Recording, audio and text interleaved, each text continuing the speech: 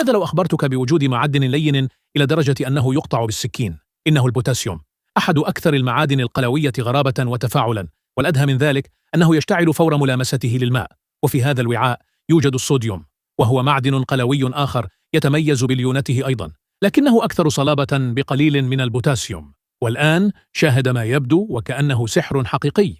فعند ملامسة المعدنين لبعضهما تتكون مباشرة قطرات لامعة من معدن سائل، إنها سبيكة البوتاسيوم والصوديوم، وهي سبيكة تبقى سائلة في درجة حرارة الغرفة، وتشكل قطرات كروية مذهلة بفضل توترها السطحي المرتفع.